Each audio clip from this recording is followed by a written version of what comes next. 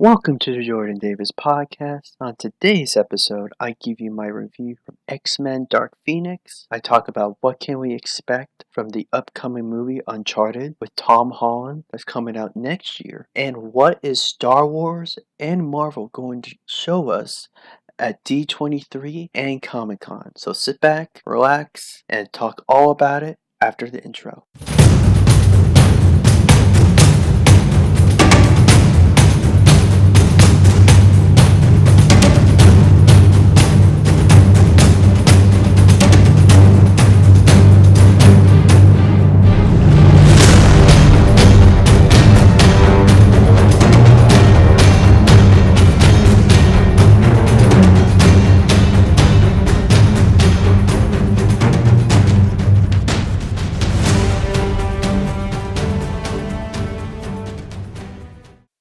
So when I checked out X-Men Dark Phoenix, knowing how the reviews came out, the behind the scenes drama, knowing everything that happened going on with this movie, I told myself, okay, don't expect a going out party, don't expect a great X-Men movie to end the saga.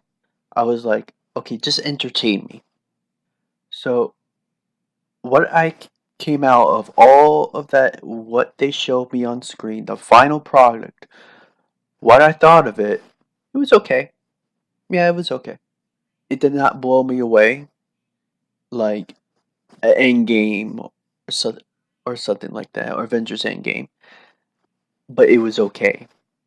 And for me, it was a little bit disappointing because if you look at all the X-Men films, how they started out and how they ended, yeah, it's very disappointing because when you look into this film, I thought the first act was mediocre, and the second act and third act just got worse and worse. Now, third act was exciting. It had its moments. But by the time I got to the third act, I was just checked out. And it's not terrible. It's just it doesn't do anything for me because I'm not invested in these characters. I haven't been with them long enough. Because if you're gonna do this Dark Phoenix storyline, you're gonna have to give us emotion. You're gonna have to give us a lot of time with these characters so we can feel what they're feeling in the movie. And I'm not gonna give you spoilers, but you watch the trailer. There's a certain death that happens in the movie, and we should be connected to that. It should be more.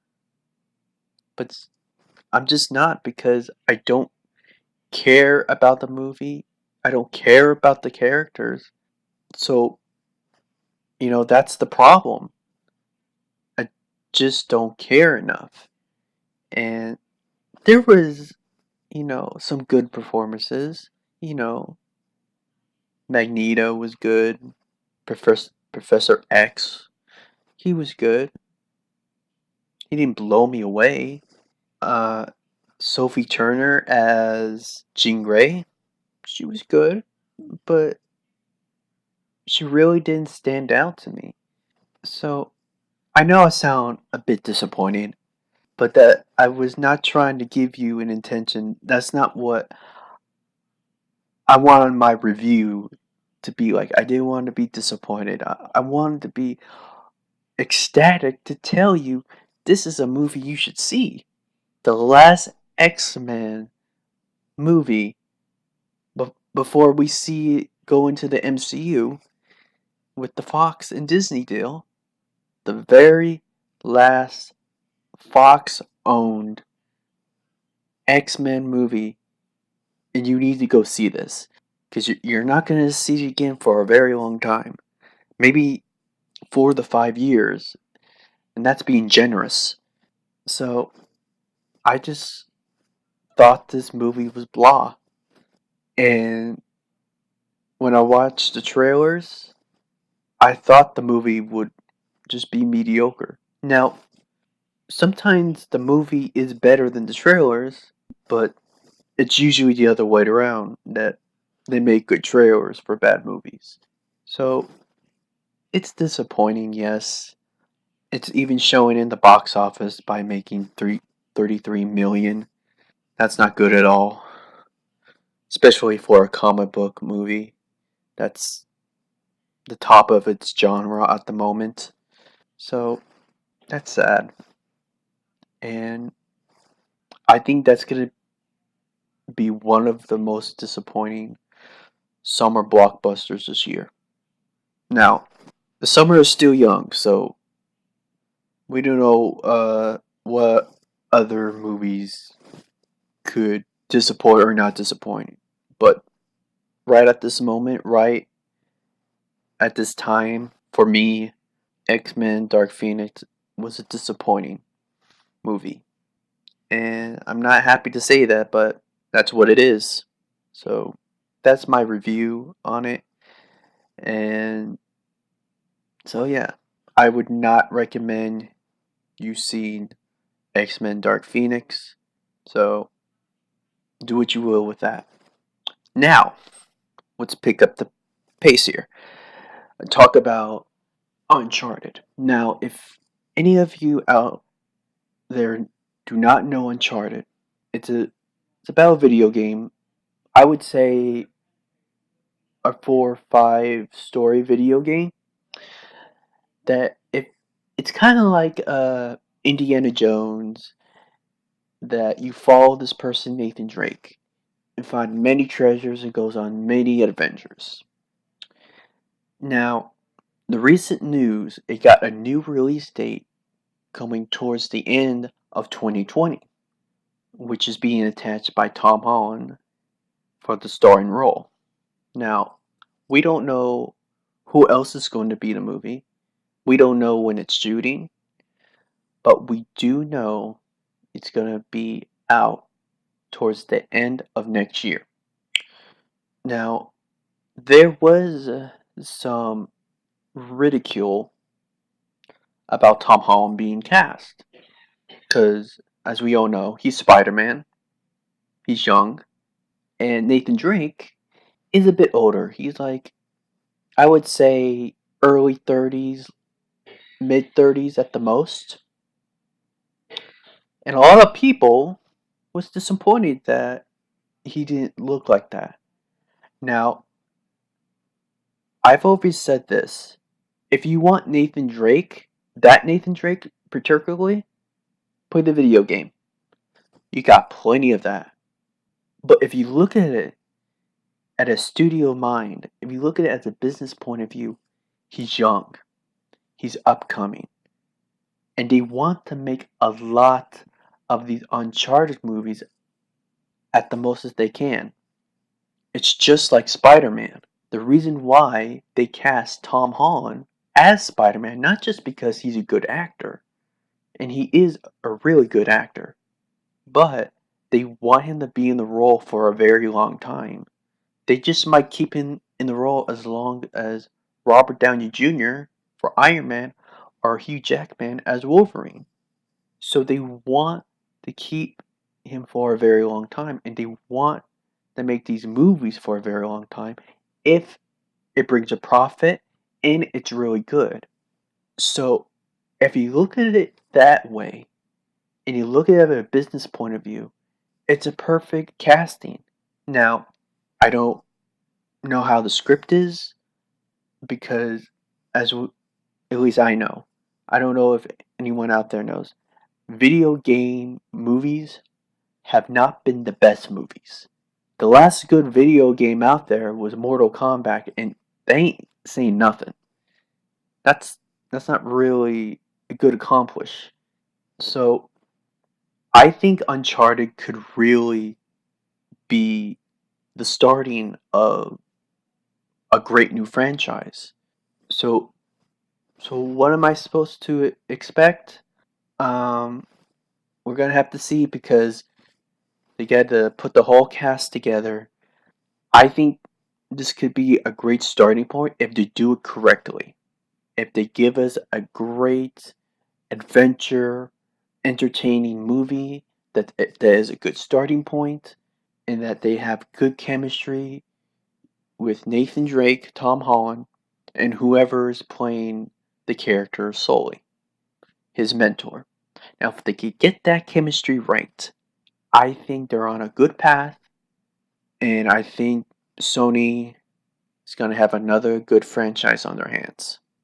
Okay, so when I heard about Star Wars and Marvel going to D23 and Comic Con, I was very intrigued because with D23, it only happens a couple of times a year, but Comic Con, Marvel, and especially Lucasfilm have pulled out recently. Obviously, Lucasfilm and Star Wars have Star Wars Celebration, so that's when they do their big reveal, show all their stuff there. And with Marvel, they they don't need to go to Comic Con because they can just announce things. They can announce it officially that we're doing this, we're doing that, and you should get excited for this. But for them to actually be going to Comic Con and D23, I think that's very interesting because obviously after Spider-Man Far From Home will be the end of Phase 3 and we'll start a Phase 4. What is that? I have no idea. So I'm having a feeling that they might announce Phase 4 slate at Comic Con because Comic Con is before D23. So even though Marvel says we're going to have some stuff with D23, I think you're going to get the bulk of everything that Marvel was planning for like the next 4 or 5 years. I think you're going to get at Comic Con. Now, the interesting one is, even though Lucasfilm is going to be at Comic Con, Lucasfilm slash Rise of Skywalker is going to have the longest panel during that whole 3 days on Saturday. So that got me kind of thinking, what would they be showing at D23? Will they be showing a poster? Will they be showing some new footage?